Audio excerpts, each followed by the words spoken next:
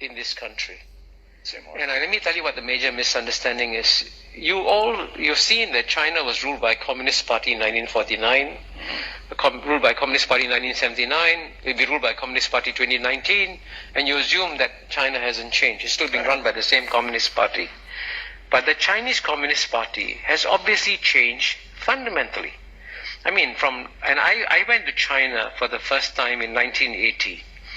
When I went to China for the first time in 1980, the Chinese people didn't have the freedom. They couldn't choose what to wear. They all wore Maoist suits. Yeah. They couldn't choose where to live, where to work, what to study. Then certainly zero Chinese could travel overseas. Zero. Now you go back to China. The Chinese people can choose what to wear, where to live, where to work, where to study. And guess what? Every year, 120 million Chinese, right? I think it's more than the population in California. 120 million Chinese leave China freely as tourists.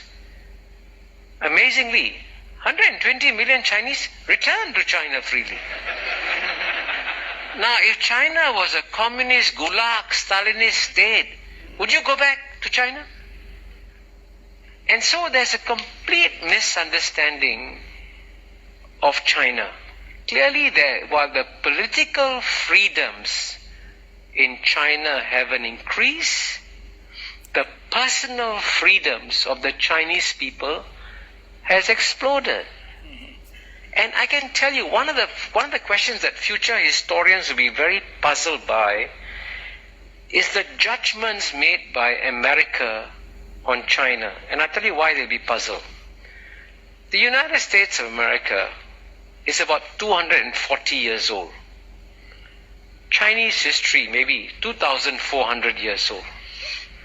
In today's world, you have a society which is 240 years old, passing judgment on a society which is 2,400 years old, and at a time when China has had its best 30 years of history, the Americans are telling Chinese, you guys are not doing very well. Really, you should change your political system. Listen to us, become a democracy, all will be well with you. And I can tell you one thing, that Chinese leaders, there's a whole shades of opinion among them. The one complete point of agreement that they all have is that they saw what happened to the Soviet Communist Party. They saw what happened to the Soviet Union. They saw what happened to Russia. It went overnight to a democracy. Guess what? The Russian economy imploded. Life expectancy came down. Infant mortality went up. The Russian people suffered. And the Chinese said, this is what happens when you have an instant democracy.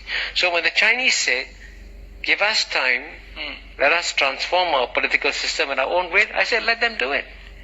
Why do you think that you would know better what's good for them? Does that reflect the fact that for 200 years you got used to doing it, telling the world how they should behave, and therefore you think you can be a better judge of the rest of the world? So that judgmental character in the West has got to adapt to the rest of the world, because the rest of the world today is less willing to be judged by you. 会去金门去看看朋友，然后就顺道去厦门、泉州内陆这样子去走一走，再回来这样子。哎，对，那我确实去了才看到，原来人家进步是我们台湾跟不上的。不是你去的是泉州、厦门呢？对，他们那边就比我们繁荣了，好，太进步了，太进步了，这才是让我觉得。泉州、厦门有比我们好吗？我是说台北呢，你不能跟宜兰比，我说跟台北比呢。对，不管是它的硬体设备，它所有的繁荣，确实都已经比台北还要来得好很多了。泉州跟厦门比台北好。对，你这样讲，害我很想去看一看。真的，那因为我以前其实非常排路。因为我有生力家庭长大的，可是当我去看过之后，才知道原来我这么没有国际观。可是泉州跟厦门是福建的2、3线城市呢。就是2、3线城市就比台北市来的更有规划、更繁荣，所以我才觉得，那为什么台湾一直停滞，没有在进步？那我们在这边吵什么呢？抖音。